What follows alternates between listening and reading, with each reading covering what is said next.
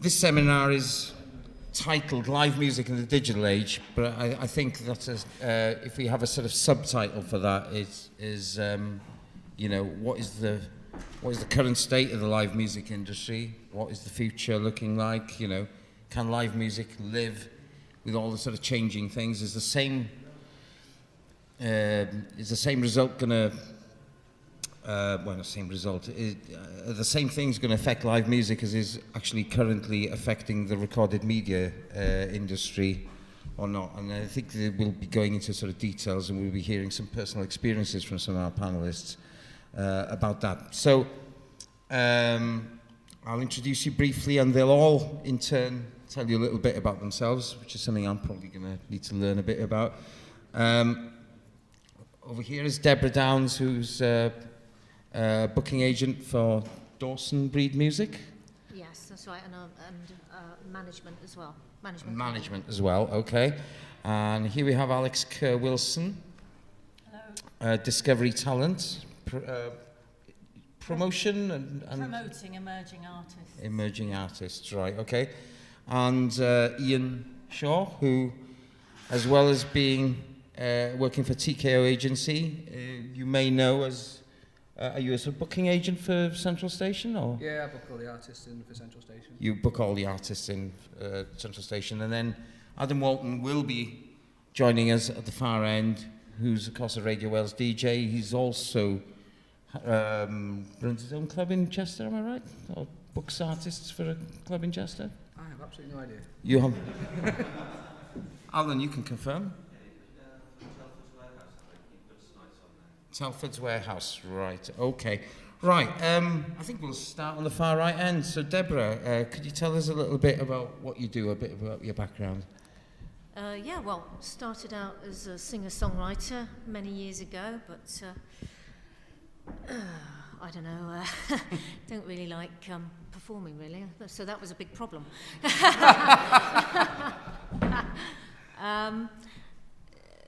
Not very good at public speaking either, actually, by the way. So you'll have to bear with me on this.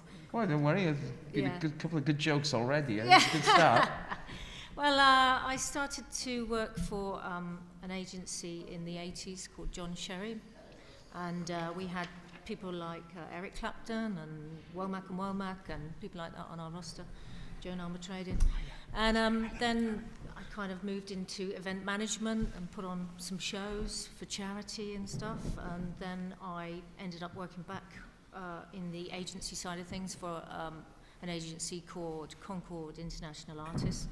And we had, there was a Welsh connection with them as well, because Louis Parker founded Concord International Artists. And he's from Rhyl, or was from Rhyl, sadly he's no longer with us. And I started working with Concord in their London office, and we had worked with artists such as Girls Aloud, Prodigy, Lamar, Steps, very big pop artists. And until Concord closed in 2007, when I set up my own small agency and management company. That's pretty much where I'm at with it at the moment. Right, good. Thank you. Alex? I've done a number of things. I started out working for the NME, running the club and concert pages in the advertising department.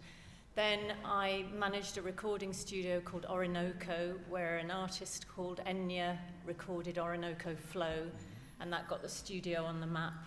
And then we started to manage artists and producers from the studio, and I managed Carl Cox. We were the first people to put him in the recording studio. And we managed hip-hop artists and reggae artists as well. And then I went on to manage Alex Party, which was a dance act, who you may or may not have heard of. They had a bit of success. And I was also a reggae A&R consultant for Universal Music Publishing. So I've done a real mixture. And then in 2003, got together with a lady called Ruth Rothwell, who worked at Universal Music. And we set up a night called Discovery. And Discovery was basically a showcase giving new bands and singers any genre of music, a platform to perform, and we'd invite industry. And it's just grown now. I mean, we have Scouting for Girls on, we've had Ed Sheeran on, Get Kate, Wear Kate, Fly. Sandy Tom did her first ever gig with us. And now we do record launches for new bands on our nights. We film it. We have a podcast done. A radio presenter called Justin Wayne interviews the artists on the night, and then it gets put out on Recharge Radio. And I've also now getting partners within the industry who will help these emerging acts, because it's so hard now. You can't just go knocking on a door with a demo and get funding from a label. So Believe Distribution have a starter platform called Zimbalum. So any artist that performs at my nights gets a discount on Zimbalum distribution. Metropolis Mastering offer the artists discounted rates for mastering, FX Rentals. So we just do everything we can to help them, and we hook them up with different people, and we carry on promoting them, because I work with students from Hertfordshire University who are on the management course. So we just do everything we can to help these artists, really. Thanks, Alex. Ian, tell us a little bit about what you do. Well, I first started working for a Mirror newspaper several years ago. Got bored of that when I realised how much Piers Morgan was getting paid as a bonus, and then decided I wanted to get into live music. So I approached Neil, who's involved in Focus Wales, about putting on shows in 2003. Started doing shows, been doing it ever since, and then become the in-house booker at Central Station. Started working for record labels as well in that period, small independents like Lockjaw Records and a few others, started doing press for them. And then joined a booking agency called Factory Music, based out of Folkestone. And then earlier this year, I joined an international booking agency called TKO, which is based over in the US. And they started a UK office about a year ago, and they were building it up, and joined there this year. And that's pretty much what I do. Thanks, Ian. Adam? I work in this building. Hello. No. I'm BBC Radio Wales' kind of long-standing new music presenter. I've been doing that for, well, I don't say how long, because some of you here might listen to the show, but more or less 20 years. I'm also a live music promoter in Chester. I attend loads and loads of shows. My particular experience is, you know, at least with reference to this discussion, is Welsh live music, because I see artists in all kinds of different venues all over Wales, you know, from the arenas to the much, much smaller venues. So I've got a lot of thoughts on perhaps, you know, strategies to improve things, or very prejudiced attitudes about why sometimes things go wrong. So, you know, just a lover of music, but, you know, a long-time gig goer within Wales and elsewhere, you know, of course. Yeah. I'd just add that having been a performing artist myself for a number of years, having promoted stuff and things years and years ago, I sort of metamorphosized into a punter. Yeah. You know, and these days I attend a hell of a lot of Welsh gigs. I mean, Adam and I are all forever coming across each other at sort of odd locations and things. Well, it's either there or train stations. Toilets or train stations with you. Train stations. It's funny, I either bump into Adam or Hugh Stevens in any number of gigs across Wales, or even in London sometimes as well. So, anyway, so the point of this discussion really, apart from anything else, is, you know, how much pressure is live music under at the moment? Is it under the same kind of pressure as, say, record companies are under, or is the pressure of a different kind of nature?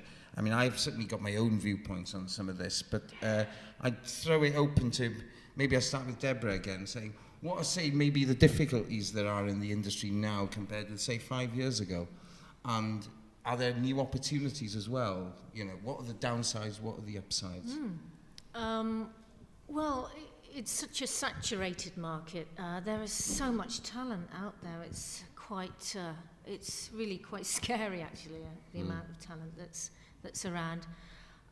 So it's really difficult, I think, for emerging talent, which is the level that I work with, to sort of sound quite different and be really original.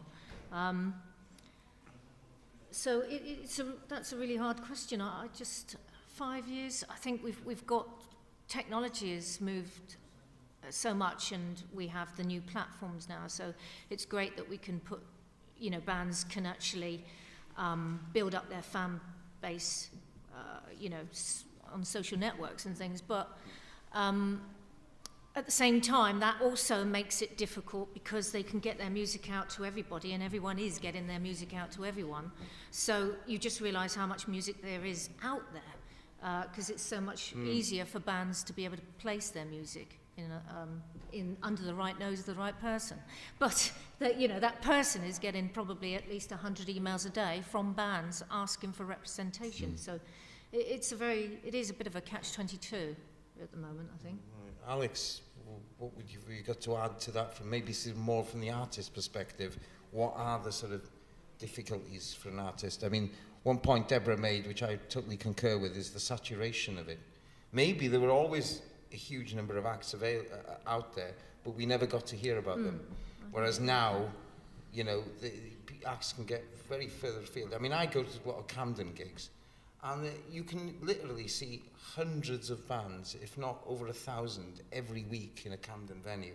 And it's like a conveyor belt of people. And the audience are conveyor belts. They bring their own audience as soon as the band's over.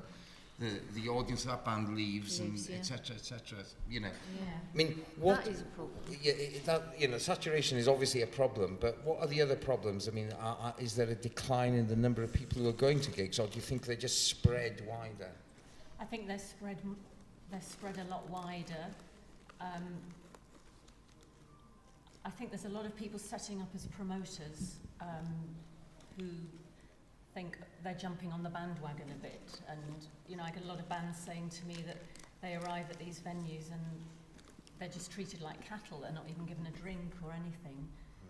So I think the bands need to be a bit more focused about where they're working, what they're doing, have strategy. Yeah, right, okay. From a sort of promoter's point, you know, or working at a certain venue, what would you say are the sort of difficulties of, you know, or how have you seen the industry change in the last 5 years, say? I don't think the industry's changed too much. I think it's more to do with the actual punters that have changed. It's so easy to just sit at home and just watch things on YouTube, the internet and all that sort of stuff. All the bands are obviously trying to find new ways to interact with their fans, so they're recording things, they're doing gigs in their bedroom which they're streaming live across YouTube, so it's like anyone can see a gig sat in your armchair and not actually get to a show. Apparently now, even if you're dead, you can still perform live. Tupac Shakur apparently performed live as a hologram. I hope that's not the future and Led Zeppelin will reform next year. But yeah, it's just dead difficult to get people to actual shows. You know, 5 years ago, when I was doing on shows, I'd probably end up getting an average of 100 people. Didn't really matter who the band was. Now I'm lucky if I get 20, 30 people. Back then there seemed to be a lot more passion, I think, with some of the bands that come through. I'm not saying all of them, but there seems to be a lot of bands these days that seem to think it's just too easy. And you can go and get a gig. You haven't got to put any effort in. People should be there to watch you. You know, it's about everyone getting involved to make the gig work. And in some respects, some of the artists do seem to be a bit lazier now than they were 5 years ago. Well, I remember back in the day, years and years ago, there were what I'd call telepathic promoters and telepathic bands who just thought that by booking a place, 200 people would just turn up, and then were surprised to find out that they didn't even have somebody at the door to collect the money for. Well, they didn't need to collect money because there was no one coming through the door anyway. But you know, and when it was done with other people's money, it was like, oh my God, you know. So, you know, I think that kind of attitude has, in some respects, but existed before. But you know, it's interesting that you mentioned that, because that's not a point I've come across recently. And the bands are a bit lazier and thinking, because I get the impression bands are working a bit harder at it than they maybe used to, because they used to promote. No, you know, there's definitely bands out there that are working a lot harder than they have to, because they've got the drive that they want to succeed. And on a local level, there's quite a fair few bands, not necessarily here, but all across the country. When I book tours and I've got a support band, it's like, I still want you to bring people along to the gig as well. Yes, you know, you're going to support my band, and my band are bringing 1,800 people to the show. They've got a tour support with them, but you've got the opportunity to open. I still want you to bring a few extra heads of your mates along, because the bands that are headlining still want to have a new fan base as well. You know, they still want to bring heads in, and the amount of times that those support bands just ain't bringing any heads in, or the horrible fact is, you know, if some of the promoters do the pay-to-play thing and you've got a family who's, you know, oh, there's 200 quid, we've paid for the tickets, but then there's no fans to equate to the money that they've already paid. That seems to be happening a lot more frequently these days, especially in the bigger cities. Yeah, that's London syndrome. Yeah. All over. But Adam, as a punter or as an organiser, or from any perspective really, what do you see? Well, less of an audience, but I think that there's a very, you know, the obvious explanation for that and understandable explanation for it is the economy. The fact that people have got a lot less money. Yes. And yet I think that certainly within the live music, and you know, also I think live music encompasses so much. If we talk about live music, we're talking about everything from arena shows to two people playing in a pub. And I think it's difficult to, I think, you know, certainly from the point of view of the X Factor Roadshow seems to be doing very well for whatever reason, but someone like me trying to stick on interest in music to a small audience and trying to treat the artist fairly, I'm struggling because people haven't got the money to even pay £5 or £6 to see amazing artists. And I think that also, you know, one of the other things that's happened kind of hand in hand with that over the last 5 years, and I know that they've been going on for many, many years, is that a lot of venues have used the open mic night as a way to stick artists on cheaply, and a lot of punters basically now equate an open mic night with the kind of lower level, entry level kind of new artist gigs that I stick on, or that kind of thing. And I think that that's actually been to the live music scene's detriment. I know it gives lots of people opportunities, but it also means that people are less inclined to go to shows with really interesting artists. And you know, you turn around, so this gig is a £5, and I know my margins. I know that I'm charging a £5 in, and there's no way on earth I'm ever going to make a profit. But people are less inclined to pay a £5 when they can go and see their mates play for nothing, you know. And that's actually, it's entertaining watching your mates play, because they're your mates, you can take the piss out of them afterwards. But so in other words, that they seem to be the two things that I've noticed over the last 5 years. You know, certainly people just don't have the money. Also, the fact that pubs have been in decline as well. We've lost so many venues, or places that were pubs and venues have shut down simply because pubs have been under the cosh from a smoking ban and cheap alcohol.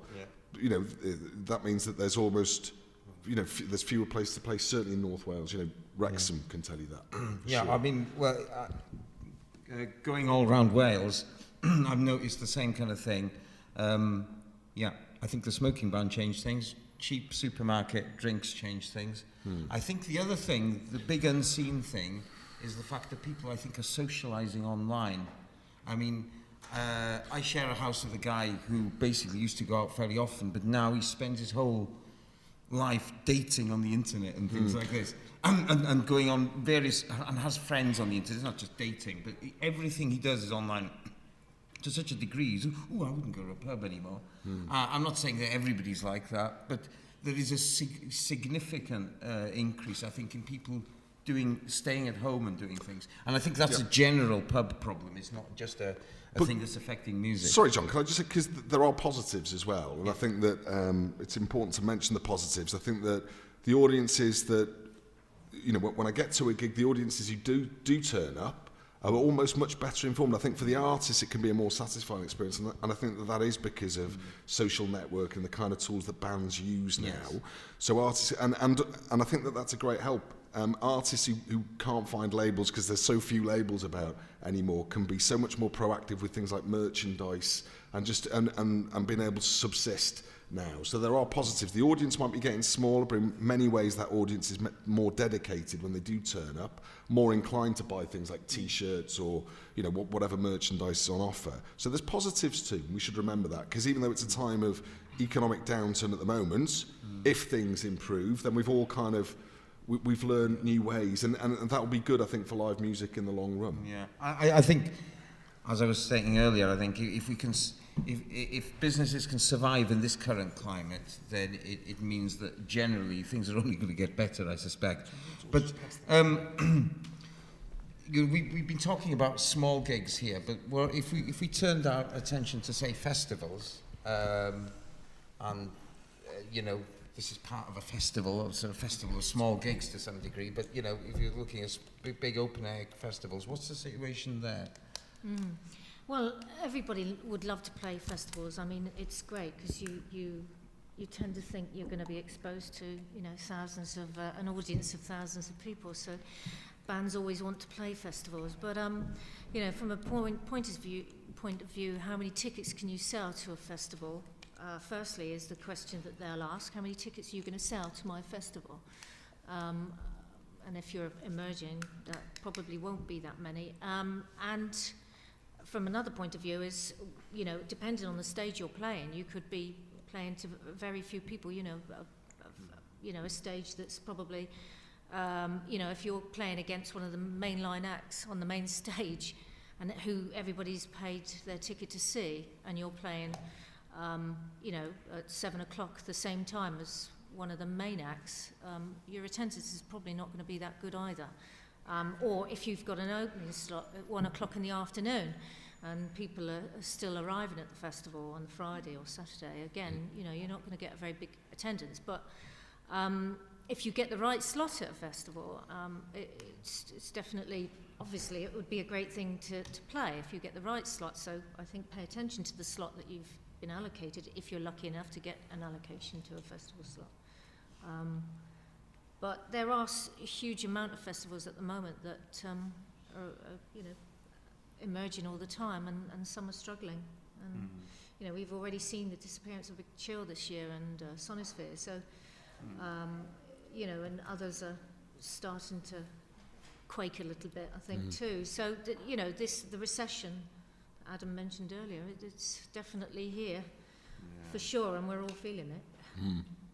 But there's new festivals popping up all over Eastern Europe. I mean, Exit Festival now is very popular. It's in its 10th year, that one, isn't it? Yeah. There's one in Croatia. You were saying there was one in Poland you'd been to. Yeah, it gets about 500,000 people now. I mean, I think festivals are great for bands to do because they never know who they're going to meet at the festival. If you can get into the promotional campaigns of those festivals, that can only be a help. And often the local radio stations are there. So in the past, we've hosted a Discovery Talent stage at a festival, and that was really great. And I think I like to see, you know, that kind of stuff going on. Do you find that the festival promoters are willing to work in conjunction with you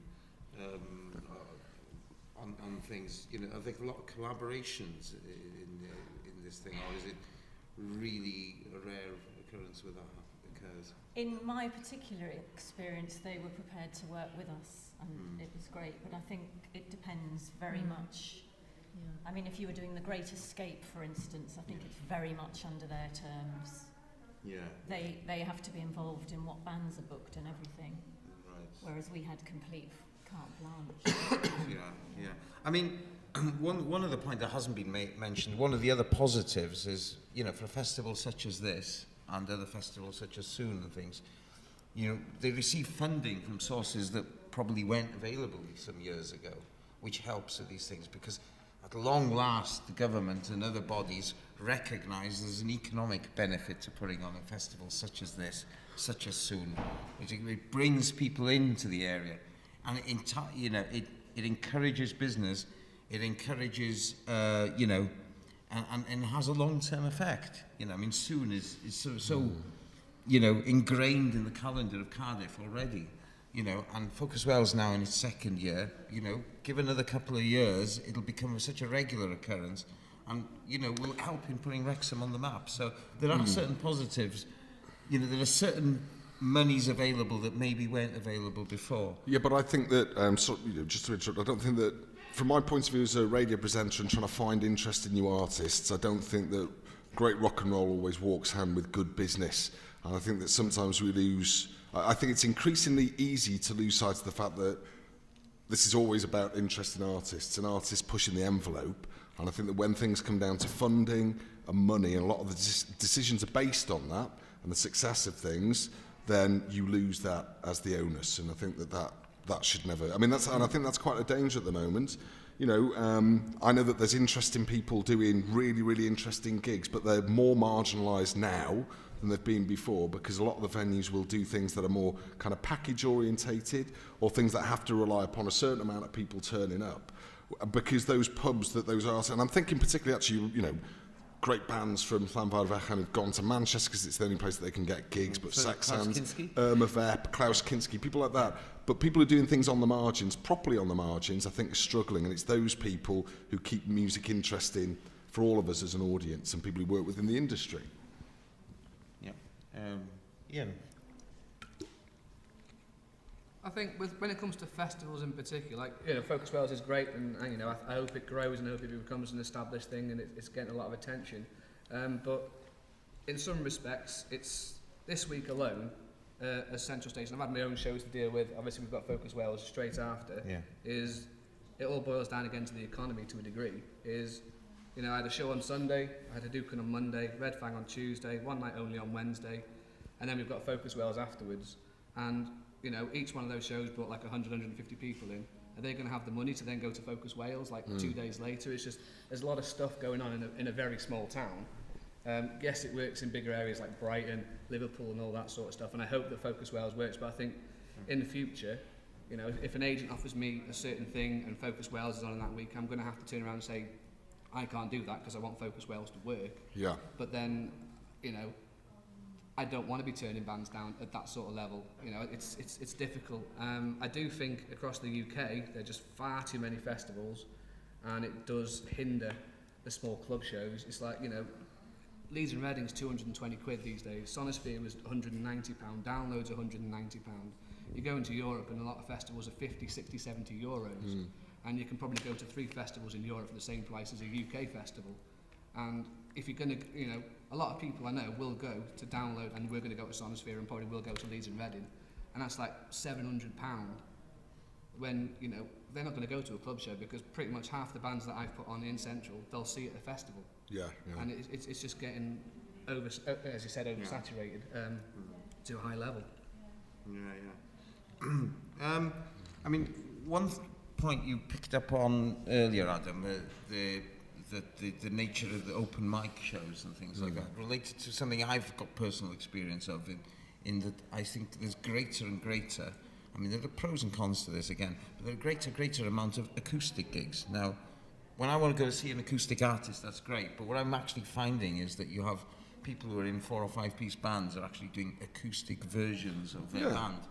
And I suspect, well, I don't know, it may have something to do with the fact that the artist finds it easier to do that and wherever, but I think sometimes it's the fact that the money isn't there for the PA and the money isn't there from the promoter to do it. But it can act as a, you know, the venue that I put my nights on has a long-standing open mic night on a Sunday night, and that sometimes acted as an entry for those artists to go and play the other nights. I think my reservations about open mic nights are simply that a lot of places that can stage live music are only putting open mic nights on for the reasons that you said. The logistics are a lot cheaper, and my reservation is that a lot of those more interested artists, to my mind, then don't get an opportunity to play. The other thing, that's happened over the last 5 years, which is that a lot of people are making music that isn't necessarily suited to a live stage. So if you think about the, you know, electronic music is more suited to the club environment. So there's been more, you know, more of an upturn in that over the last 5 years or so. But that's an important point to make because that's always been cyclical, and people will come back more en masse to live music. It's inevitable. I just hope the venues are there to support them and not just the, you know, the more kind of corporate, you know, the more corporate venues. Yeah, I mean, my experience, mostly being based in London, though coming around a lot of shows in Wales, is that the best nights, certainly in London, I find, the best small nights there, are not your Camden, you know, I think bands think, oh, it's him, we've got to play in Camden and we'll get some A&R person to come and have a listen to us or whatever, you know, and it's a conveyor belt, it's people going in and out, and they're unsatisfactory nights generally. I mean, you can see some brilliant bands. They've been doing those nights for years in Camden, though, haven't they? Yeah. I mean, to be fair, they've been like pay-to-play situations. Yeah. It might even be. Well, I don't have much personal experience in the area, but I know that when I was in a band, that's exactly how it worked 15, 20 years ago. So that's exactly how it worked 25 years ago when I was doing it. But, you know, the Mean Fiddlers in those days when it was a smaller venue, the Production Village up in Cricklewood and Rock Garden in Covent Garden, all these venues are gone now in their original form. You know, had that kind of thing. And the Camden experience is pretty much similar to that. But the successful nights are always those nights which are almost like a special club night that somebody creates.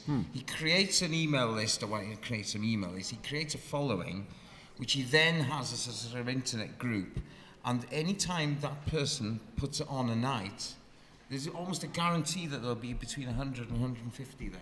And because they trust that person to pick the right band. Now, Hugh Stevens is just one I know of who has those kind of nights. And because Hugh's quality control, or whatever it is, or what Hugh's tastes in music are, people think, we haven't heard these bands, but we're going to turn up because Hugh thinks, you know, Hugh's putting on 3 or 4 bands every month in the Social, just off Great Portland Street, for instance. And I've got similar instances of people putting on nights even in the East End or in Finsbury in central London, just off Clerkenwell, where they can put obscure, what we'd call obscure Welsh bands on, but because those people's taste in it, they really like that band, then there's a guaranteed audience of 100. Now, I mean, in my day, it sounds like years ago, you know, you needed to have 100 plus in.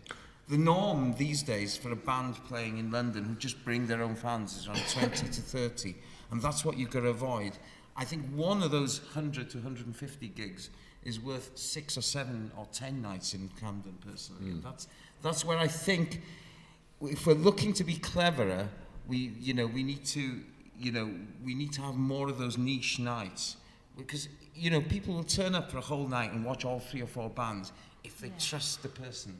In a sense, it's a difficult one, but that's my own viewpoint on the way ahead in terms of that. John, sorry, can I ask? I know some of the people in the room are artists, but are we talking to promoters here, or artists, or because they have different needs almost? The answers are different to the different groups, aren't I think we're speaking to both. But I mean, Mailer, you're a promoter and you're an artist. I don't know, could I start with you? Maybe you could give us a perspective on how you see things. I feel like I almost say the same things that I did 12 months ago.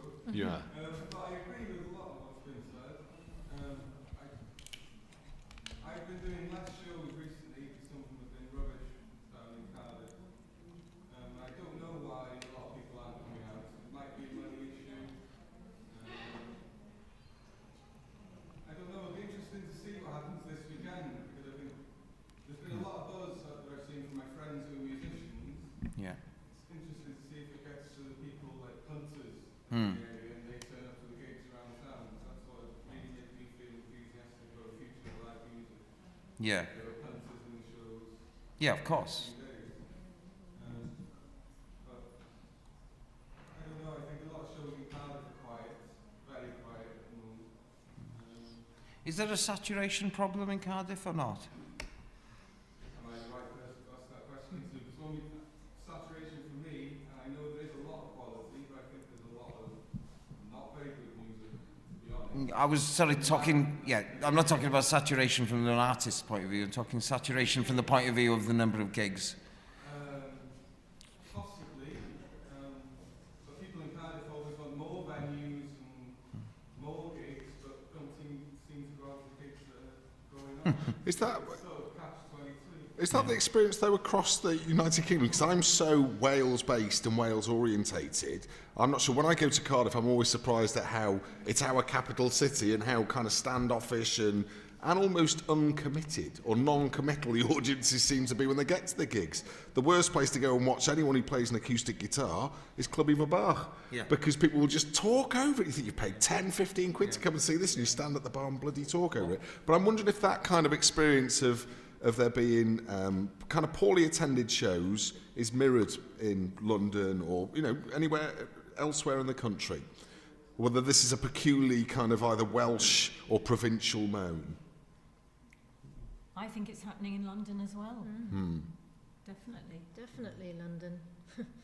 Because I wonder sometimes, obviously, it only takes, if you get one great band or 2 great bands, that raises the excitement immediately, and then all of those venues would be full. And I just wonder if what we're suffering from at the moment is a lack of great bands. Or at least, I think there's some great artists in Wales. I'm not entirely sure that they're great live bands. To my mind, the 2 best live bands, or 3 best live bands, in the country. One of them's had to go to the States to make a name for themselves, the Joy Formidable, who've been not ignored in this country, not ignored in the UK, but certainly are better suited to America because there's more enthusiasm for guitars and something that's, alternative rock orientated, but I hate that bloody phrase.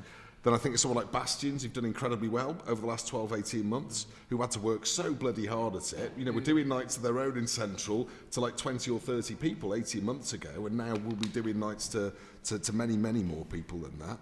And then maybe a band like Future to the Left, who struggle, I think, probably anywhere in the world other than Cardiff. So they're the exceptions to the rule. But I think, in other words, I think great bands are the motivation for great nights and people going out to see them. So I think somebody like Racehorses, certainly I've seen loads of times recently, and they've recently been signed, but they've built up to that following thing where there's a buzz in London. They've got a London following and they've got a Welsh following and things like that, and that's we'll see, won't we? Because they're playing tonight, and I love Racehorses. Yeah. But it'll be interesting to see how many people Racehorses pull in Wrexham. And that's my concern, that great artists turn up and arrive, and I've got no doubt that they're a great band, but I'm wondering why the people we think are great bands, so in other words, it's not just people with poor taste, other people as well, why they're not necessarily pulling people out in the 50s and 100s rather than the 10s, because that's the issue, and that's the problem. Well, I certainly in the venues I've seen, they've made a leap there from certain things, but it's an interesting one because it's making that leap from the 20s or 30s to the 150 is a big, it's a move that can take years for some bands, and very often doesn't happen, but I think that would be interesting to see, actually. We'll see what goes on. How do you see the future of it going? Do you think this is going to go the same way? I know we're talking about the economy and how the economic and maybe the licensing changes, people's habits are changing, but Adam's given a suggestion there for how maybe is it possible that they're not great live acts or people who've perfected their live shows for whatever reason. Do you think that this is just a little trough we're going through, or do you think that there are some implications that this is a long-standing thing that we're going to have to think in a different kind of way to arrest the decline? Well, I don't think it's going to be a long-standing thing. I think, there is a bit of a blip at the moment, and I think it could be recession, down to the recession as well.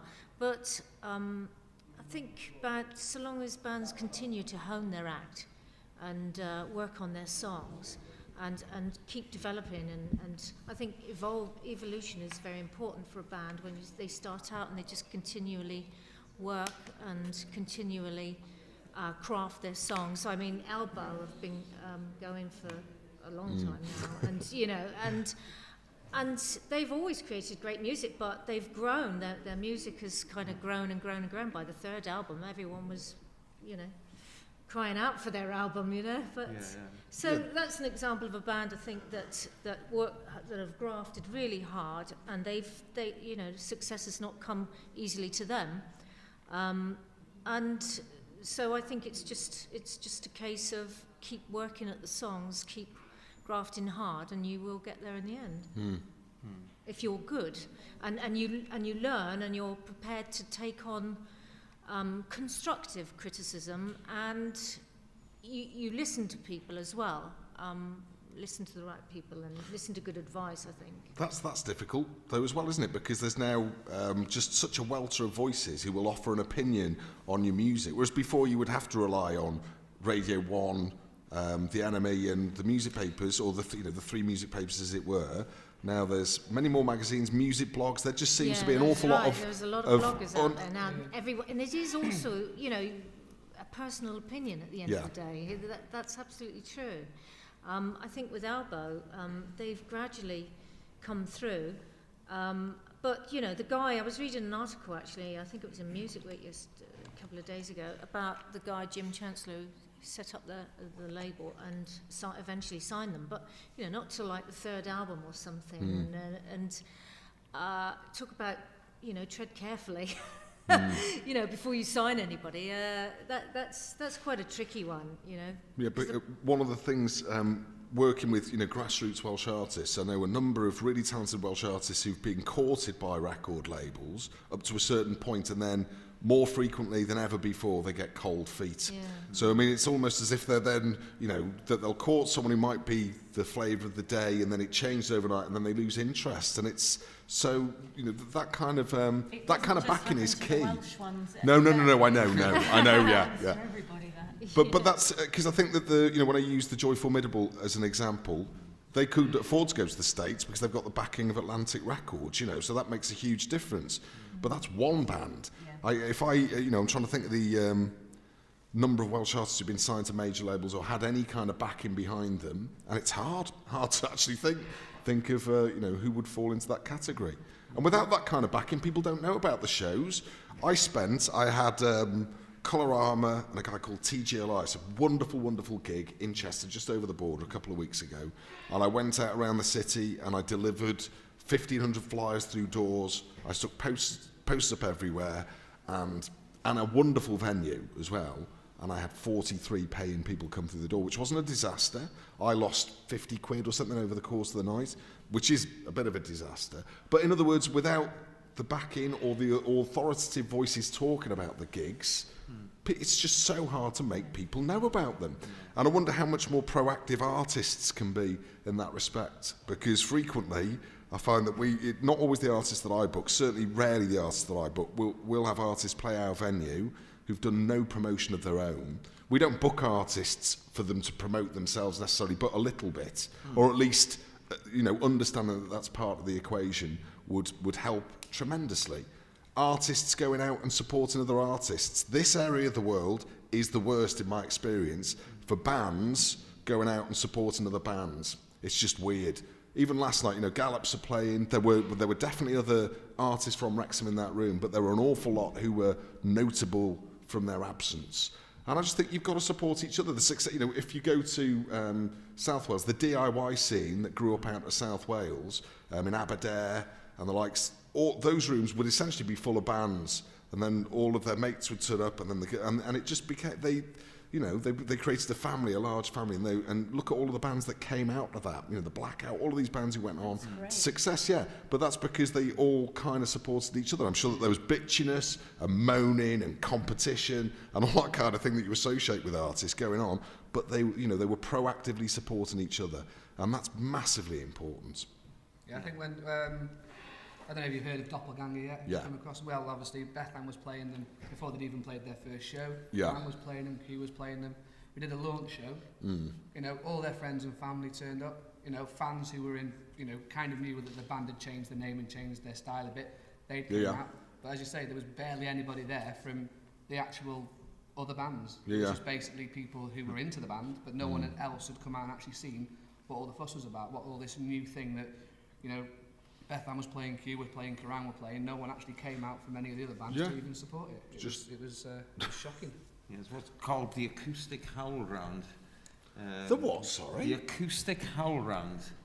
It's a term that was it's a term that was christened, I think, by one of the big old BBC media moguls in Wales, and he uses it in loads of different contexts. It's used for basically it's an audience for the participants and no one else. But, but obviously we have to break beyond that. And, but you're right in the sense that, yes, you create a scene. I mean, I was just talking to Alan Holmes on the train on the way up. And I mean, Alan, I remember you as part of the sort of Third Spain, Fay Ray, the Lungs, all those kind of bands that were around, an indie scene in Bangor in the early 80s based on the Students' Union.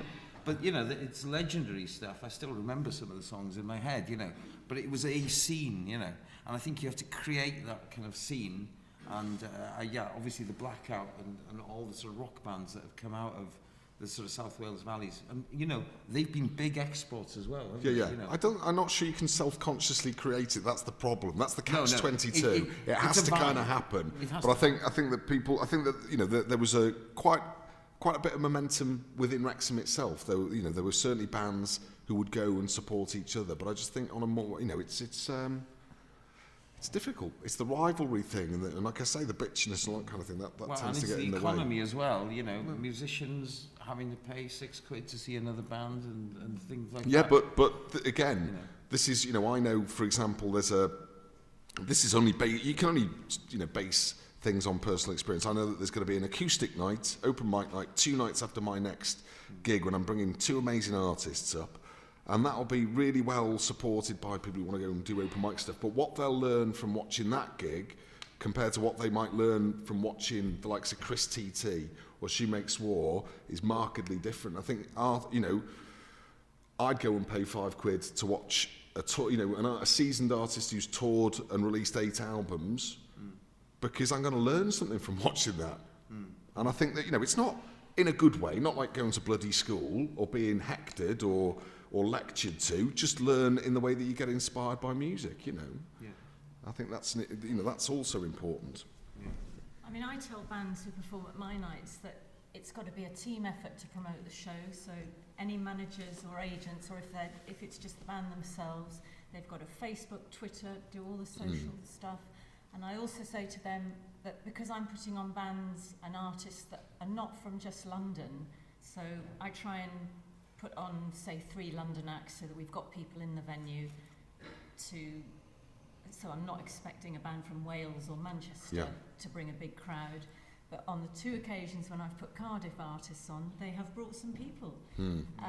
But I try and, I'd ask all the artists to support each other and not go off as soon as they've played. Classic, so frustrating. And that's the sort of conveyor belt scene, but actually some of the bands that I've really discovered in London and come across by accident are those where I've just happened to hang around for the next band beyond the one I was about to see or the one before. And that is, of course, the way a band builds up a following. And a certain band who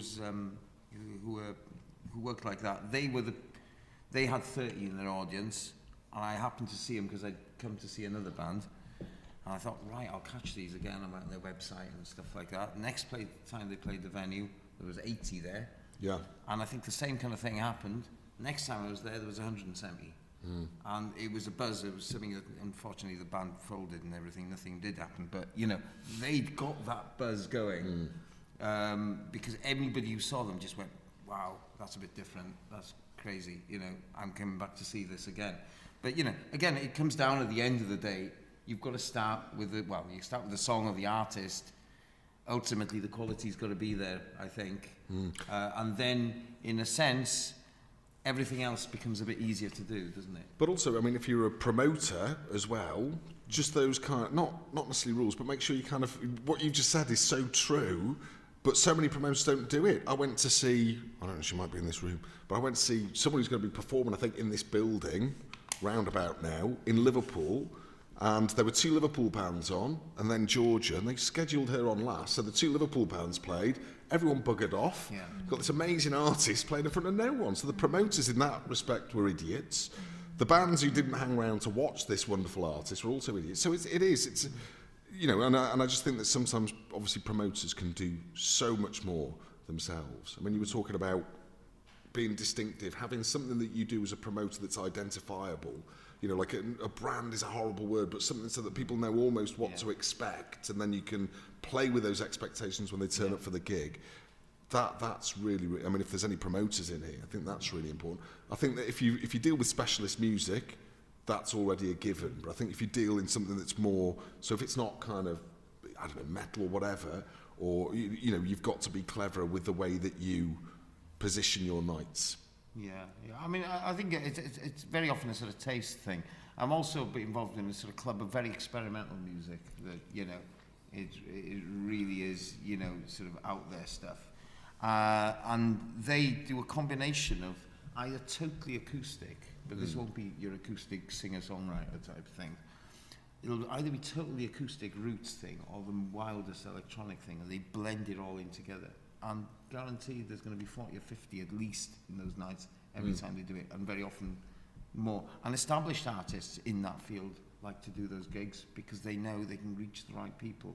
So you've got people who've been in the business 30 years who are sort of trying to get in on those nights, and then that creates the success in itself, and it's sort of, and that night's been running for 8 years, and shows no sign of abating. So, there are ways, I think, I'm not a promoter. I mean, Ian could probably give me all kinds of lessons on this, but I mean, my own perspective on it as a punter is my own perspective as a punter is that, you know, if you position it and give it the right kudos, that these nights will carry on, you know, working. Well, the audience give you your kudos, don't they? That's the thing. You've got to do it right. But I was being lectured at 1:30 this morning by someone who was basically telling me all of the things that I was doing wrong and was right, because I think it's an inexact art, you know. It's not something, I mean, if you went and did a business course on it, probably you'd never promote, you'd never start. Yeah, but well, that's so if true you of many need things within the lessons music in it, industry. that you've lost already, I think, Yeah. sometimes. That's my opinion. But I think it's alright for specialist nights when you say you've got a specific, you're trying to cater for a specific sound or get the audience in, but when you're promoting just in a generic gig as, like, you know, you're the in-house promoter of a venue and someone said, right, do you want to book a Duke, and you've got 2 supporting acts, that scene's declining.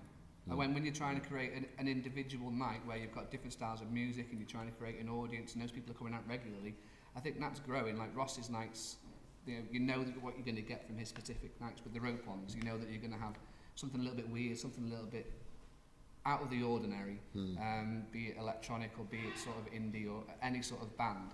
But then when you're booking generic tours from agents or whatever and you're trying to promote them, and it's like, I had one night only the other day and the agent was like, it's going to be one night only and the tour support. That's it. You're not allowed to have any local bands whatsoever. And like, you can't call that a gig. It's 2 bands, doors are at 7, and they're going to finish at 11, and in between that period you're going to have 2 bands and background music. I'm like, let me have a local on there. No, you can't. All right, ticket sales are dreadful, I'm putting one on whether you like it or not. So I put one on, they brought 60 odd people along with them, had a fantastic night, and we had 145 people in the end. It was a fantastic gig, and the support band got to play in front of one night only's audience, and hopefully managed to take some of that away from it. I don't normally put on, local band nights and just expect, put 4 local band nights on and expect them to bring all their people in. I try and get local bands supporting touring artists so that they can play, hopefully, to an audience that they bring along, and try and pinch some fans of it so they can build their profile up. But, generic touring is on a downturn, and I think that's where the problem does lie in some respects, trying to promote new music to new people. Yeah. Are those touring artists performing too regularly? Absolutely. Architects, for example, metal band who were on the front cover of Metal Hammer last year. They toured in November, they're touring now, they're going to be touring again in October. That's 3 UK tours in the space of a year. Your audience is only going to want to see you so many times before they get a bit bored of you. Do you think that because that's where the money lies for the bands now, the CD sales, and this has affected the digital development, so the bands are touring more off the grid, so they seem as a cash cow for actually something negative? I think for certain established bands, I mean, it certainly what I see on my royalty side of it is that it's becoming a much bigger earner for established artists. I think if we're talking about new artists, I don't think it's a cash cow at all. But certainly for established artists, I think there is, and certain people. I think we've seen over the last few years, people who hadn't gigged for maybe 20 years suddenly come out of the closet, and virtually, it seems to me that every band that was around in 1969 and 1970 is now going again. Mate, and 1980, all of the bands playing the Tivoli, which is kind of, our, Jesus Christ, the Farm, Space. but literally, because I suppose that people now who are 30, mid-30s to mid-40s or whatever, have maybe got more disposable income than kids or whatever, but those shows will be packed. And actually, the people who promote those shows do promote young bands as well, so maybe they make the money from those shows so that they can stick on interesting stuff too. But if that is the case, that's great. But I mean, I always view these kind of shows as almost a sort of cabaret thing. They sometimes lump all the 80s artists together. And Duran Duran refused to go on it because they said, we've kept on going, we never gave up and reformed, which they think gives them a bit more kudos. But I think it does, doesn't it? Yeah. It doesn't matter. I mean, if there's an audience, there's no point in really being snobby about it. But my kind of problem is that the TIV was always famous for the fact that it had a Wednesday night was like the indie night, Thursday night was the rock night. Yeah. They put amazing bands on in there. They gave some great local bands support opportunities where they learn a lot. And now that venue is famous for having the fucking Farm on, which I just think is disgusting, really, But if Paz is sat here, who's promoting it, he isn't. But if I just think that's lame, that's lame, and that's a shame. Yeah. which is a rhyme. Yeah. But It's kind of the same. I run the old pop factory, which is a factory in Ports. yeah. And that's kind of what we have to rely on, is bands from the 80s, from the 70s, Brings people in and makes money. Yeah. back to the 60s, and we regularly get 200, 300 capacity shows Hmm. from people like From the Jam, which is Bruce Foster. Yeah. But it's, it's a Jam cover band, but there's Bruce Foster in there. And you get the cooler ones like Secret Affair and things like that. Oh, that's okay. But, so you get these coming through, and then you give the local support. I kn- On these bands. But the ones that we do really struggle are new breaking bands from the valleys.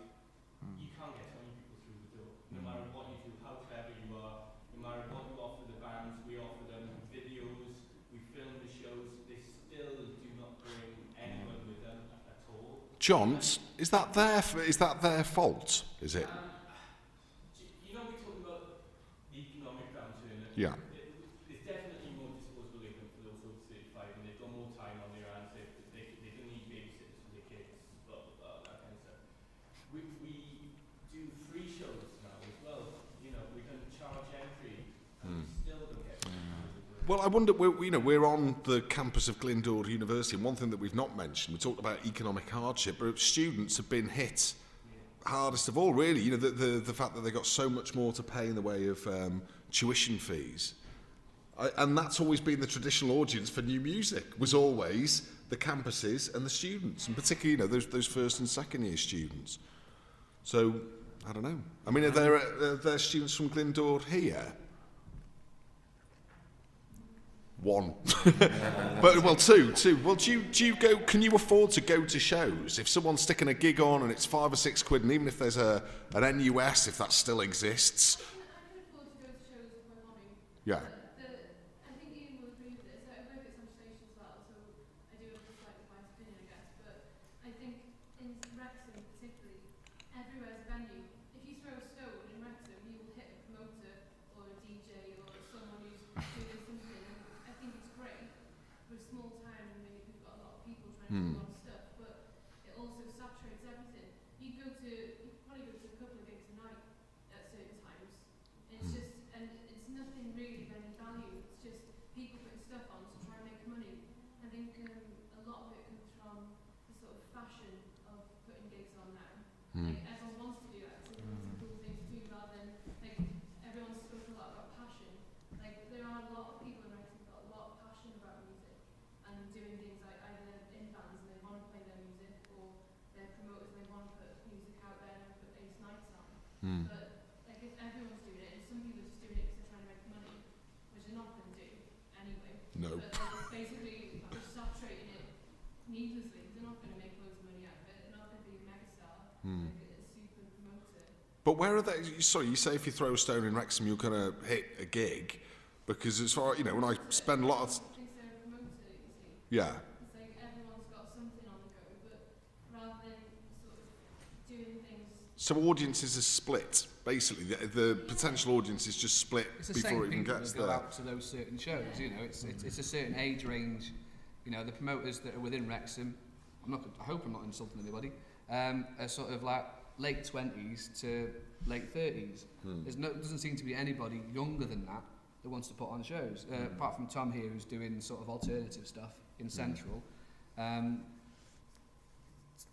there's nothing there to attract the younger audiences. The ones that are putting on the shows that are late 20s to 30s are just kind of putting it on for their mates or the people that they've known for years. So it's the same people coming out to the shows, be it in the Horse and Jockey, be it in Frenzy, be it in the Royal Oak. But it's weird, isn't it? Because when I go to London and I go to a gig in London, I'm always surprised at how broad the demographic is of the audience. So you've got young students up to 40, 50, whatever age, and it's much broader than it ever was, in the last 10 or 15 years ago. So theoretically, there should be a bigger audience there rather than a smaller audience. If more, because we've all grown up with punk and rock or whatever, you don't have that thing where it's just got to be, youngsters at a gig. So there's a much bigger untapped audience.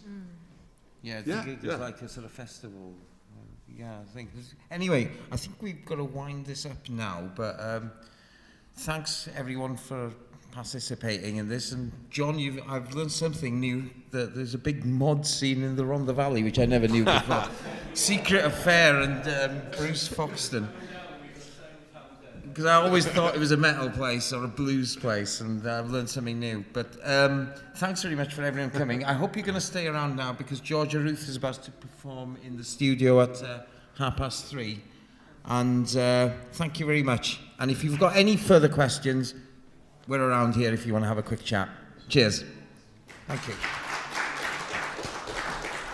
Cheers, guys. What the